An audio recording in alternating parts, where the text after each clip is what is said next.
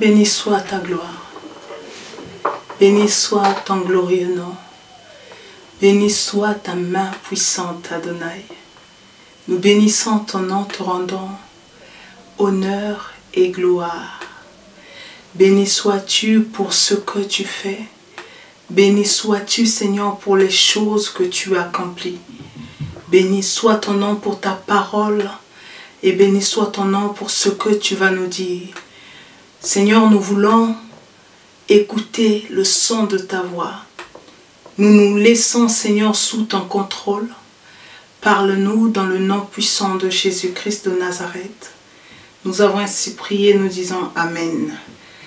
Gloire soit rendue à Dieu. Nous prenons nos Bibles. Nous prenons nos Bibles rapidement. Nous allons partager une pensée.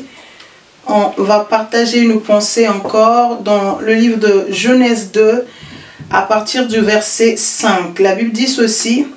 Aucun arbuste des champs n'était encore sur la terre et aucune herbe des champs ne germait encore, car l'Éternel Dieu n'avait pas fait pleuvoir sur la terre et il n'y avait point d'homme pour cultiver le sol. Mais, c'est le verset 6 qui va m'intéresser, mais une vapeur s'éleva de la terre et arrosa toute la surface de sol. Je reprends le verset 6. Mais une vapeur se leva de la terre et arrosa toute la surface du sol. Alléluia. Gloire soit rendue à Dieu. Je bénis le Seigneur parce que chaque jour dans la marche avec le Seigneur nous emmène dans une direction qui nous emmène à comprendre les réalités de la marche chrétienne. J'aimerais nous dire ceci, quand on n'a pas saisi l'enjeu d'une marche, on perd l'objectif final. Vous ne pouvez pas attendre seulement l'objectif final si vous ne comprenez pas l'enjeu, comment les choses se jouent. J'aimerais dire d'abord à une personne ceci, ce n'est pas une couronne qu'on vise d'abord. Avant de viser une couronne, on doit viser l'entraînement. Vous ne pouvez pas vous attendre à une victoire sans vous équiper avant. Chaque chose dans la vie, avant de l'obtenir dans sa victoire finale, il faut penser aux choses qui emmènent à cette victoire.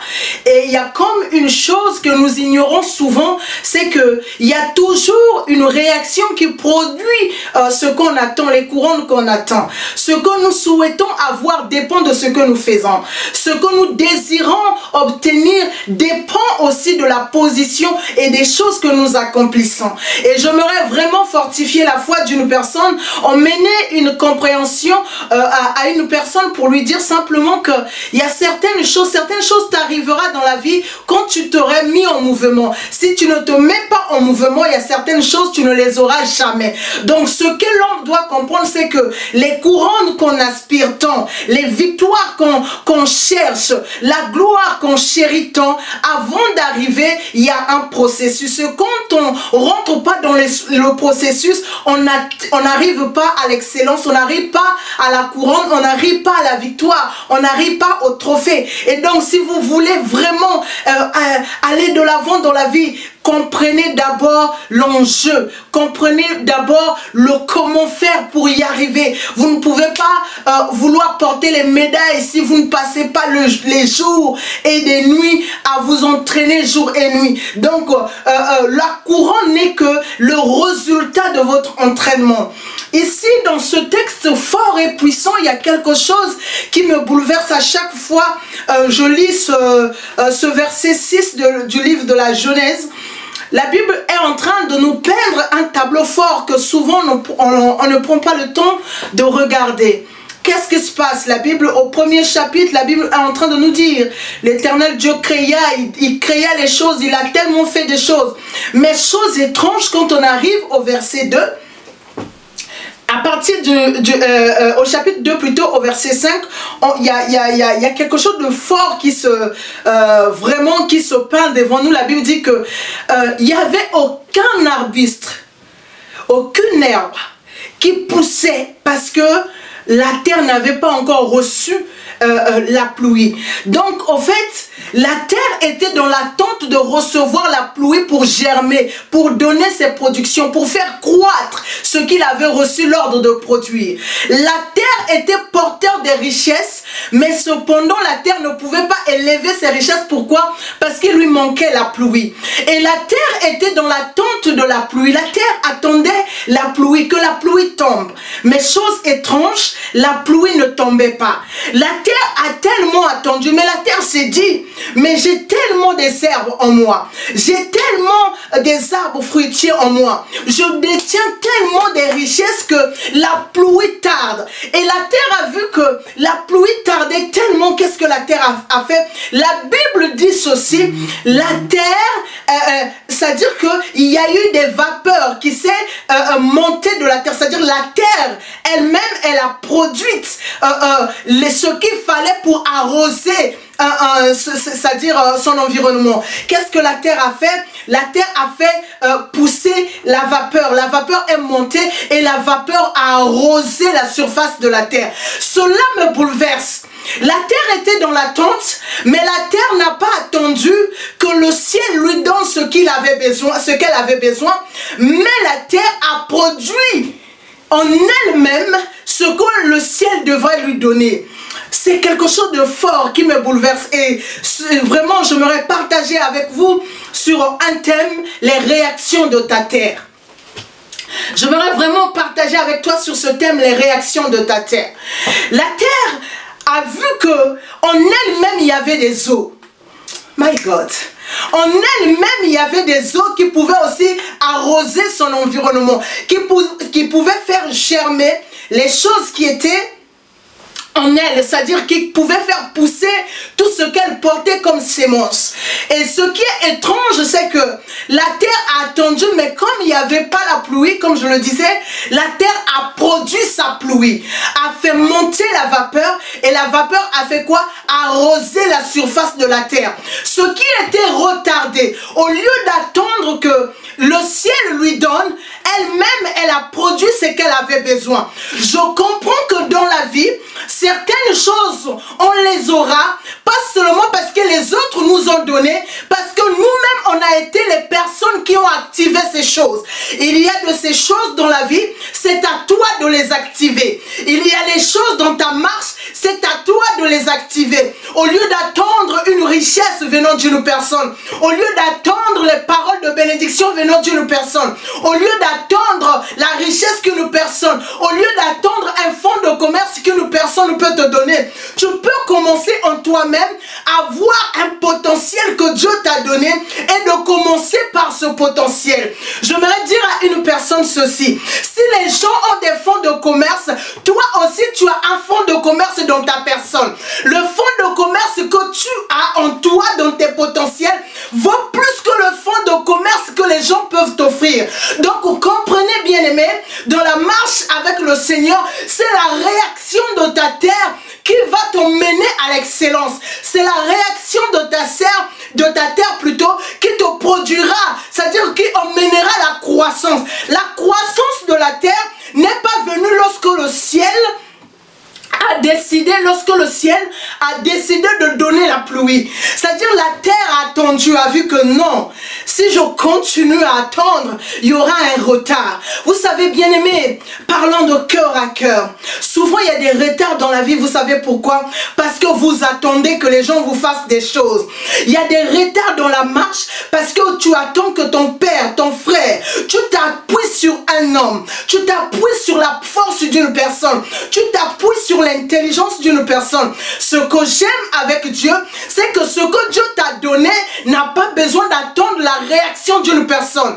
Ce que Dieu t'a donné attend ta réaction. Ça veut dire que quand tu vas te mettre en mouvement, quand tu vas réagir, le ciel sera obligé de te donner. J'aimerais encore dire à une personne, le ciel te donnera que ce que ta terre a produit. Si ta terre ne produit pas cela, le ciel ne peut pas te donner. Je monte encore pour te dire que c'est ta terre qui décide de ce que ton ciel sera. Tant que ta terre ne décide pas, ton ciel ne pourra pas te donner ce que tu auras. La réaction de ta réussite est dans ta terre, en toi, dans ce que tu possèdes, dans ce que tu portes. La terre n'a seulement attendre que le ciel l'arrose. La terre en elle, elle avait aussi des eaux. Au lieu d'attendre les eaux qui viennent d'en haut, la terre a produit ses eaux à elle-même. Et en produisant ces eaux, elle a fait croître ce qu'elle a. Je pense que dans la vie, on apprécie les choses que nous-mêmes nous faisons l'effort de pousser. Quand tu fais pousser quelque chose, tu considères la chose, tu chéris la chose, tu donnes de la valeur à la chose. Mais les choses qu'on ne prend pas le soin, souvent, vous savez, beaucoup de gens ne considèrent pas l'argent qu'on leur donne. Parce qu'ils ne connaissent pas la souffrance de cet argent. Quand toi tu vas travailler, tu sais comment tu te lèves à 5 h du matin. Comment dans la fatigue tu te bats dans le froid. Tu te bats pour aller travailler. Quand tu vois c'est-à-dire dans la chaleur de l'été, là où le soleil frappe dès 4 h du matin, où tu es épuisé par la chaleur, tu n'as pas pu dormir. Quand tu vas travailler cet argent, tu vas considérer cet argent vraiment avec beaucoup de considération. Pourquoi? Parce que ce sont tes vapeurs que tu as élevées. Mais une personne que tu donnes n'aura même pas la considération c'est-à-dire de dire que l'autre avait souffert pour me donner ça. Non, la personne utilisera vraiment tranquillement, n'aura pas vraiment la force ou la considération de quoi? De ce que toi tu as eu à souffrir en ayant cet argent. Comprenez, bien aimé dans le Seigneur, c'est que ce que ta terre produit, ce que ta terre donne comme effort, ce sont les choses que tu vas valoriser dans la vie. La valeur de tes œuvres dépend des réactions de ta terre. Ça veut dire que ta manière de réagir. Et chose étrange, la Bible me dit sur un texte de la Bible encore une même chose, quelque chose de fort dans le livre de Matthieu 16, le verset, je pense qu'on va lire. Lisons-le parce que c'est un texte que j'affectionne énormément, parce que c'est un texte qui m'emmène vraiment. Alors, Matthieu 16, à partir du verset 19, je crois que vous connaissez ce verset. La Bible dit ceci: je te donnerai les clés du royaume des cieux. Ce que tu lieras sur la terre, chose étrange, on commence par ce que tu lieras sur la terre sera lié dans les cieux, my God. Et ce que tu délieras sur la terre sera délié dans les cieux, mon Dieu. Ici, Jésus est en train de parler à Pierre en lui donnant la révélation sur l'église. Mais chose étrange, le Seigneur va dire quelque chose de fort. Il dit, en d'autres termes, la réaction de ta terre fera réagir le ciel. Ce que tu lieras ici sur la terre sera aussi lié dans les cieux. Ce que tu délieras sur la terre sera aussi délié sur les cieux. Je comprends alors que c'est de la réaction de ta terre, c'est-à-dire les mouvements que tu fais sur ta terre, qui contrôle ton ciel. J'aimerais dire à une personne, est-ce que ton ciel est fermé? C'est parce qu'il n'y a pas de réaction sur ta terre. Est-ce que ton ciel ne donne pas de pluie parce que toi-même tu ne provoques pas les pluies sur la terre? Ton ciel est fermé par rapport aux réactions de ta terre. Si ta terre est travaillée, si ta terre est labourée, si ta terre peut prendre des semences, le ciel sera obligé de te donner ce qu'il te doit. Je comprends que la force d'une destinée n'est pas seulement de son ciel, mais dépend aussi de la réaction qu'il a sur la terre. Jésus était fils de Dieu, Jésus était Dieu, mais au ciel Jésus ne pouvait rien faire. Il a fallu que Jésus descende sur la terre, il a fallu que Jésus travaille sur la terre, et ensuite le ciel a été ouvert. Pourquoi? Parce que Jésus a travaillé sa terre. C'est les réactions de ta terre qui te positionnera sur ton ciel. Le positionnement de ton ciel, ton enlèvement. Si tu veux voir le jour du Seigneur, cela dépend des réactions de ta terre. Je suis encore émerveillé, bouleversé quand je lis l'histoire de Salmon. Salmon, c'est un jeune homme qui a reçu la royauté de son père. Mais cependant, la Bible dit que Salomon a donné 1000 holocaustes. Salomon a posé des actes sur sa terre, les actes qui font que le ciel est obligé de réagir. My God. Dieu est descendu parler à Salomon. Pourquoi? Parce que la terre de Salomon avait fait les choses qui provoquent le ciel. My God. J'aimerais te dire ceci. Il y a des choses qui provoquent les réactions de Dieu. Mais ces choses, c'est à toi de les faire sur la terre. Il y a des œuvres qui poussent Dieu à réagir. Il y a des œuvres qui poussent Dieu à agir. Il y a des œuvres que tu dois faire sur la terre qui poussent le Seigneur à rentrer en action pour activer une partie de ta vie. J'aimerais encore dire à une personne, ce que tu dois activer, ça s'active sur la terre. C'est-à-dire, si tu veux que ton ciel soit beau sans nuage, ça commence par ta manière d'agir sur ta terre. Si ta terre est remplie de haine, remplie de méchanceté, ton ciel reflète que l'image de ta terre. Le ciel que tu as reflète que l'image de ta terre. J'aime ce que Jésus dit dans la prière de notre Père. Il dit, quand vous priez, dites que ta volonté soit faite sur la terre comme elle se fait au ciel. Ça veut dire que pour que la terre ait le même mouvement du ciel, il faut que toi-même tu sois l'actionnaire. Il faut que tu sois l'activateur. Ça veut dire que ce que tu fais a quelque chose qui déclenche le ciel. Salomon a provoqué la voix de Dieu. Salomon a poussé le Seigneur à la réaction. Salomon a poussé Dieu à parler. Dieu a donné à Salomon un chèque blanc que Salomon pouvait remplir. Pourquoi? Parce que Salomon avait bougé sa terre. J'aimerais dire ceci, bien-aimé dans le Seigneur. Les réactions de ta terre poussent le Seigneur à parler, poussent le Seigneur à agir. Mais pourquoi on n'entend plus la voix de Dieu? Pourquoi nous ne voyons plus le Seigneur agir? Parce que nos terres ne sont pas travaillées, parce que nos terres ne sont pas labourées, parce que nous ne prêtons plus l'attention. Qu'est-ce que tu produis aujourd'hui sur ta terre? Ta vie aujourd'hui, quelles sont les productions de ta vie? Quelles sont les choses que tu fais jour et nuit pour que ton ciel soit ouvert? Quelles sont les choses que tu t'appliques au quotidien qui t'ouvrent le ciel? Ton ciel dépend de ce que tu fais sur ta terre. Au risque de me répéter, ton ciel dépend de ce que tu fais sur la terre. Si tu fais les mauvaises choses sur la terre, ton ciel ne reçoit que les informations que tu lui donnes. Si tu lui donnes si tu fabriques eau sur la terre, le ciel te donnera en fonction du son que tu lui donnes. Si tu donnes des bonnes choses sur ta terre, les bonnes choses aussi viendront de ton ciel. J'aime ce que la Bible dit. La terre a fait monter la vapeur et a arrosé la surface, n'a pas attendu. Bien-aimé dans le Seigneur, l'erreur fatale c'est quoi? C'est quand on attend que d'autres personnes viennent labourer notre terre. C'est cette erreur grave que nous ignorons, que nous ne considérons pas. Nous ne considérons pas ces choses. Pourquoi? Parce que nous sommes plus les gens qui attendent que les gens qui travaillent. Qu'est-ce que je suis en train de dire? Je suis en train de dire à un enfant de Dieu, tes actions produisent ce que tu seras demain. Ce que tu fais aujourd'hui, c'est ça qui sera, c'est-à-dire la porte qui emmènera le ciel à t'accompagner. Le ciel t'accompagnera seulement si toi tu actives ta terre. J'aime encore ce que la Bible dit encore dans le livre de Genèse. Je pense Genèse 8, le verset 22.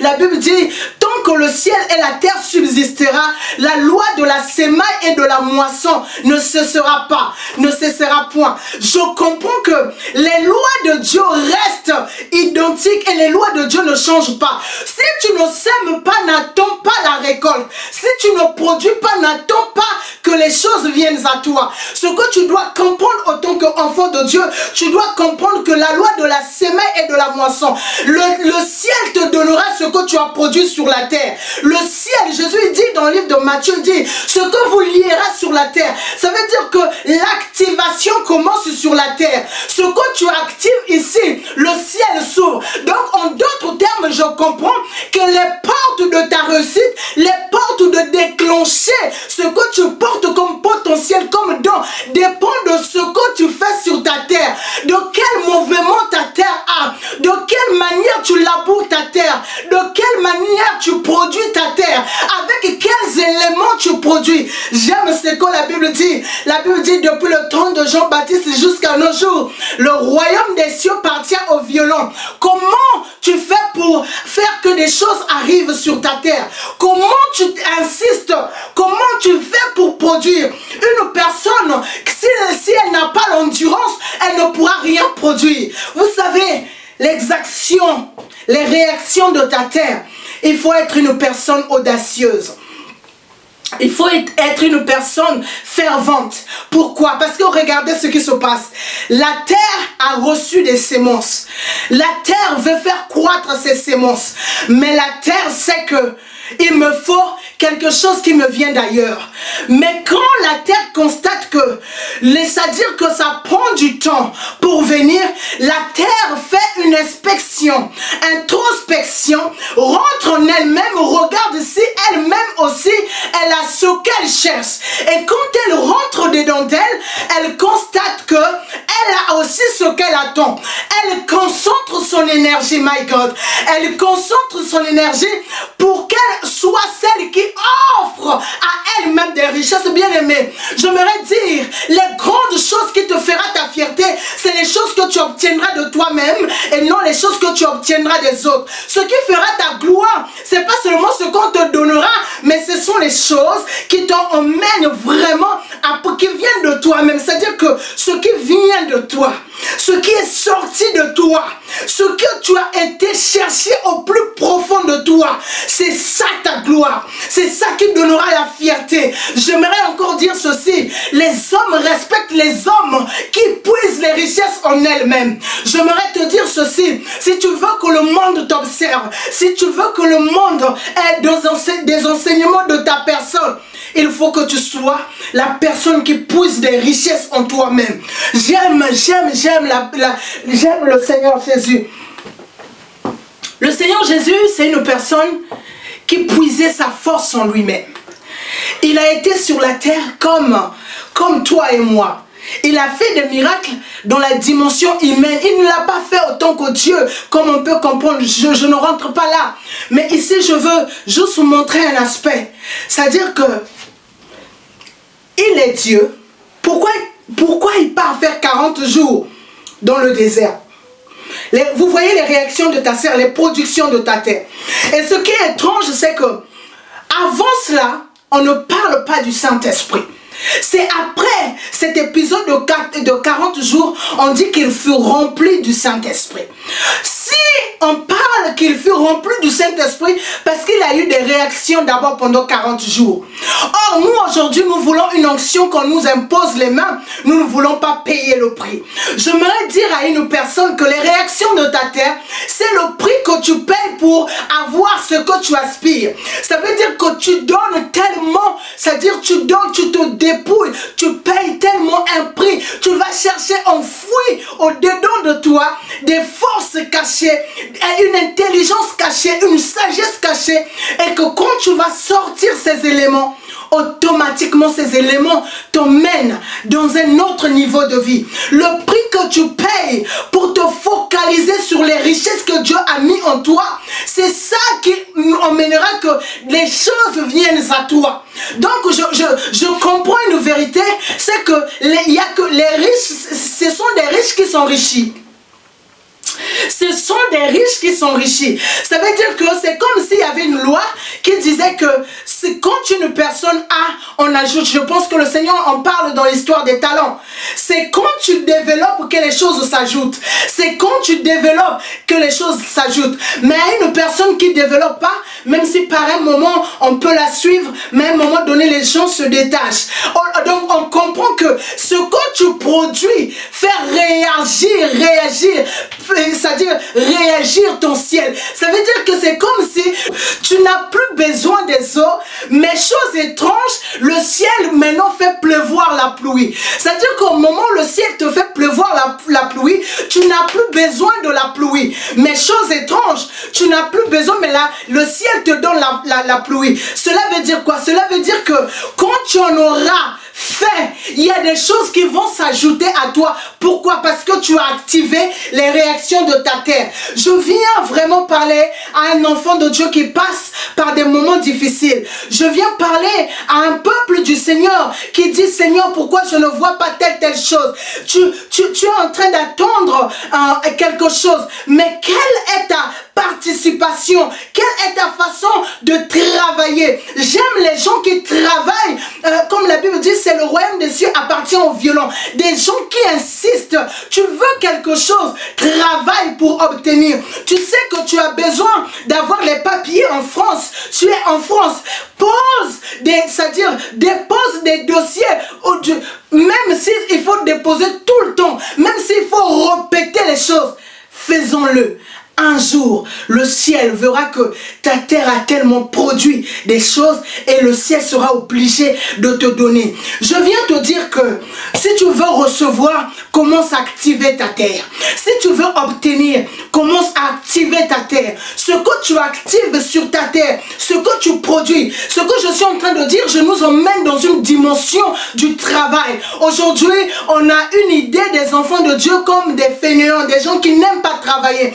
Tu veux aller loin, tu veux obtenir quelque chose, apprends à travailler, perfectionne l'art de ce que Dieu te donne, perfectionne ce que Dieu t'offre comme don, perfectionne, travaille, même si tu ne manges pas encore des fruits, même s'il faut que tu t'investisses. Je comprends par ce que la Bible est en train de dire dans le livre de Genèse 2 à partir du verset 6, la Bible est en train de nous dire simplement une vérité, c'est que soit d'abord celui qui fournit avant d'attendre des fournisseurs, soit celui qui investit avant d'attendre des investisseurs. Si toi-même tu t'investis pas, n'attends pas que les autres fassent ce que toi-même tu ne peux pas faire. Si tu veux voir un changement dans ta vie, sois celui qui investit sur ta vie, sois celui qui travaille plus. Ne sois pas celui qui attend seulement que les choses arrivent, mais sois la personne qui attend, c'est-à-dire qui fabrique, qui travaille, qui n'attend pas, qui s'investit.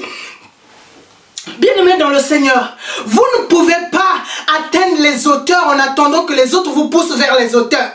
Vous irez vers les hauteurs parce que vous avez travaillé à aller vers les hauteurs. L'accomplissement que vous avez besoin, c'est votre travail au quotidien. Travaillez vos œuvres, travaillez ce que Dieu vous a donné, travaillez vos dons, travaillez vos talents. Je suis dans l'optique qui croit que on est meilleur en s'investissant sur nous-mêmes. Tu seras meilleur pas en faisant seulement, en voulant seulement que les autres te poussent, mais tu seras meilleur. Le ciel attend que tu agisses pour activer ce que tu as. C'est une chose étrange. Quand je lis le texte de Matthieu, je suis bouleversée parce que c'est comme si Dieu disait que votre trône d'activation ou votre trône de décision se trouve sur la terre. C'est comme si ce que nous décidons sur la terre, c'est ça qui donne le go au ciel.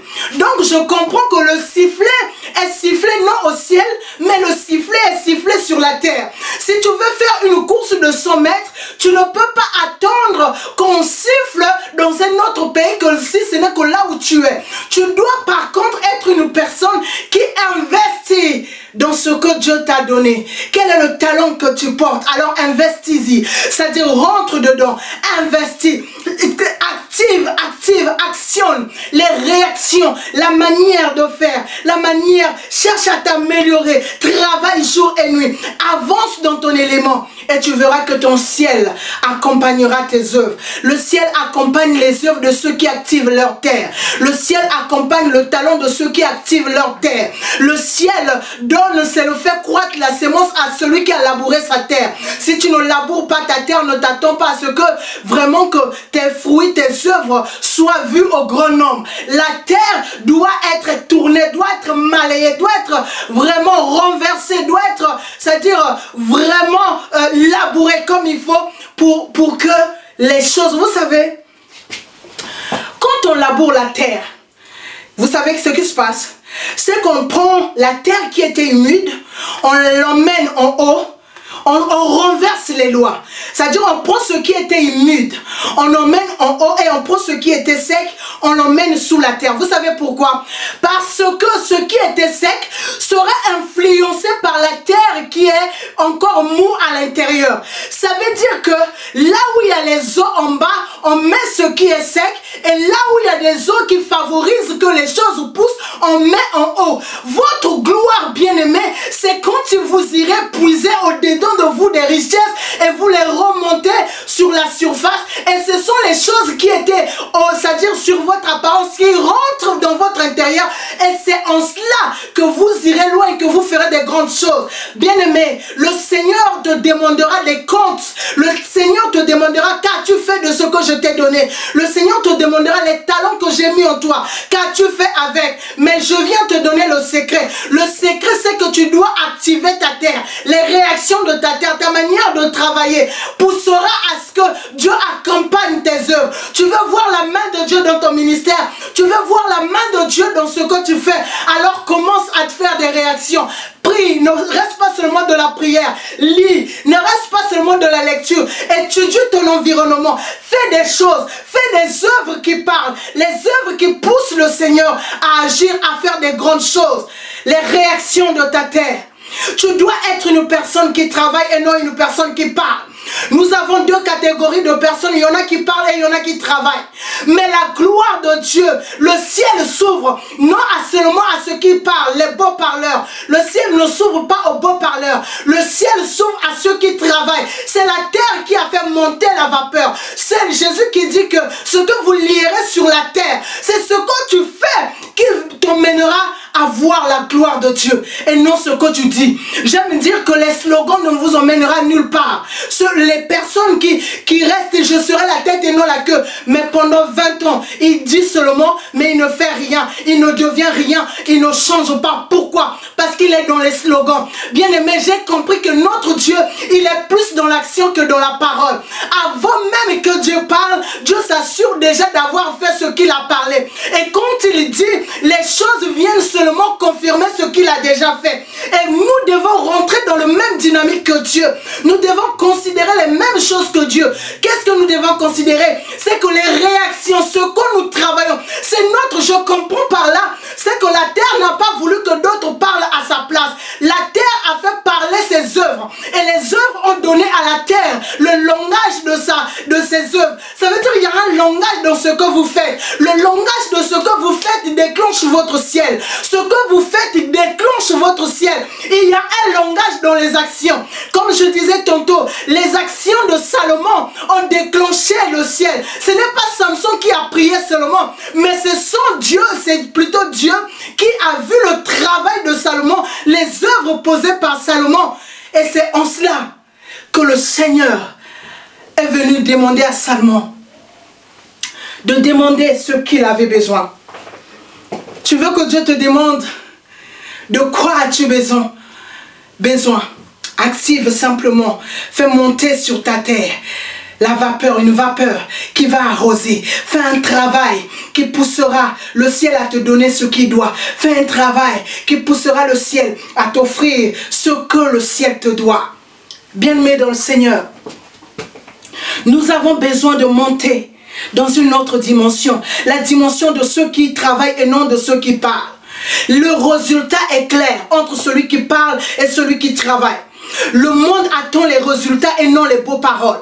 Ce qui fait des politiciens, les menteurs, ce sont les discours. Les discours qui n'emmènent nulle part. Et nous ne sommes pas, j'aime ce que Paul dit, c'est-à-dire le royaume ne consiste pas seulement en paroles, mais c'est aussi en une démonstration de puissance. Nous sommes là, c'est-à-dire que c'est le travail qui démontre la puissance. Ce que tu produis, c'est-à-dire manifestera la puissance. La capacité d'un homme, c'est dans ses actions et non dans ce qu'il dit. C'est-à-dire la puissance d'un homme, c'est quand il fait des choses, quand il pose des actes et non quand il dit des actes. Et nous devons comprendre cela. Nous devons saisir que notre gloire, notre puissance est dans notre action. C'est pourquoi, bien-aimé, fais que ta terre provoque des œuvres qui poussent le ciel à parler. Pousse le ciel à parler par tes œuvres. Pousse le ciel à agir par tes actes. J'aime, quand vous lisez la vie de Jésus, vous allez comprendre une chose. Que la plupart des miracles que Jésus a fait, c'était des miracles, il le faisait après la prière. Il avait commencé d'abord dans la prière, il était dans l'action. Et quand il sort de cette action, c'est là où il produit. Quand vous allez lire, quand Jésus a marché sur les eaux, vous allez constater d'abord qu'il était d'abord dans la prière et après vers la 4e veille, il marche sur les eaux. Il fait d'abord un travail et le résultat se produit après. Le ciel te donnera la vitesse supplémentaire quand tu aurais actionné ta terre. Donc tu dois comprendre que il y a une grande richesse en travaillant. Ne soyons pas seulement des personnes qui parlent, des proclamations vides, sans vie, qui ne sont pas accompagnées par un travail. Cela ne nous avantage en rien. De parler, je suis un enfant de Dieu, moi je suis puissant. Alors que les sorciers ont le pouvoir sur toi, non. Sois une personne qui travaille pour le royaume, qui travaille pour la gloire de Dieu, qui travaille pour l'avancement du royaume, qui travaille pour que la gloire de Dieu soit déversée sur des vies, qui travaille à ce que le monde voit Dieu au travers de ton intelligence, de ta sagesse, au travers de ce que tu fais, au moyen de ce que tu fais, que l'on constate qu'il y a un Dieu. Et je prie que ton ciel vraiment soit contrôlé et vous devez le savoir, bien aimé, que ce que vous produisez sur votre terre, le ciel le valide et vous donne selon la mesure des réactions de votre terre. La gloire de Dieu dans ta vie, tu vas atteindre un niveau avec Dieu. Travaille. Continue à travailler. Et vous voyez, je peux vous citer beaucoup de gens dans la Bible. C'est grâce à son travail que Jephthé a été appelé par ses frères. Si les frères de Jephthé n'avaient pas vu en Jephthé un homme travailler, un homme fort, personne ne l'aurait appelé. Jacob est parti chez Laban. Il a travaillé et il est devenu riche parce qu'il avait travaillé. Et son nom même va changer parce que c'est un homme qui a été dans la présence de Dieu, qui a travaillé dans la présence de Dieu. Vous voulez seulement des choses gratuites, les choses qui tombent du ciel. J'aime dire qu'il n'y a rien qui tombe du ciel. Tout est le produit d'un travail. Il y a la grâce de Dieu, oui. Même la grâce de Dieu te pousse à ce que tu travailles, ce que tu as reçu. C'est dans la grâce que Jésus a dit qu'on ôtera à celui qui n'a pas travaillé son talent. C'est dans la grâce que Jésus dit ça. Donc pour dire que vous devez travailler. Et je finis par dire, bien-aimé dans le Seigneur, les réactions de ta terre t'ouvrent le ciel.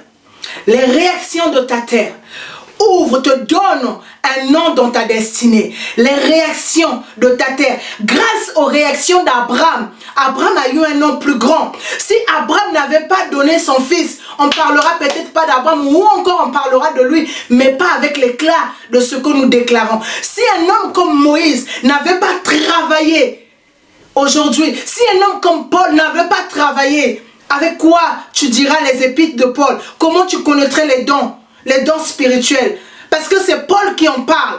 C'est par le travail de Paul que nous pouvons parler des dons et une connaissance un peu poussée de l'esprit. C'est parce que les hommes ont travaillé que nous bénéficions de ce que nous avons aujourd'hui. Si tu refuses de travailler, tu prives pas seulement à toi-même, mais tu prives aussi à ceux qui sont derrière toi, ceux qui sont autour de toi, de pouvoir bénéficier d'une connaissance, d'une richesse. Alors travaillons. Travaillons. Faisons de sorte que les réactions de notre terre provoquent notre ciel et poussent notre ciel en action. Que le Seigneur vraiment t'emmène à saisir cette pensée, à comprendre que tu dois être plus dans l'action et non dans les paroles qui parlent pour rien. Ne parle pas pour rien, mais plutôt travail. Je ne sais pas dans quel coin du monde tu vas me suivre ou tu me suis. Je ne sais pas dans quel coin du monde tu es. Mais ce que je veux dire, que peu importe le lieu où tu es, que ça soit dans un lieu désertique, la Bible dit, Ésaïe 35, le désert fleurira. Donc je crois que celui qui travaille, les Émirats arabes, ils ont créé tout un peuple dans un désert. Donc le travail te donnera, t'ouvrira les portes. Et n'attends pas, produis, fais monter la vapeur. En tout cas, nous allons prier. J'ai voulu nous emmener dans cette compréhension. Nous devons emmener notre esprit à travailler, mais à travailler correctement, à travailler comme il se doit. Prions. Éternel notre Père et notre Dieu, nous prions pour que ta grâce nous emmène dans une dimension où nous élevons la vapeur. Que nos vapeurs se lèvent, Seigneur, de nous, ô Dieu, pour que nous arrosons ce que nous portons comme richesse. Seigneur, nous voulons qu'une vapeur, Seigneur, monte de nous, Seigneur, pour que nous soyons des personnes qui arrosent les semences que nous avons reçues de toi. Seigneur, je prie pour ton fils et pour ta fille qui me suit. Je prie, Seigneur, pour ton enfant connecté. Je déclare, Seigneur, oh mon Dieu, mon roi, que par ce message, tu actives la foi d'une personne à rentrer dans l'exercice, à rentrer dans l'action, à comprendre qu'il y a des réactions de la terre qui ouvrent le ciel. Seigneur, certainement nous reviendrons sur ce message, mais je prie au Éternel que, Seigneur, le Saint-Esprit active leurs pensées à travailler pour l'avancement du royaume, pour l'avancement de ton royaume. Et dans le nom puissant de Jésus-Christ de Nazareth, nous avons ainsi prié. Soyez bénis chez vous, dans vos maisons, dans le nom de Jésus.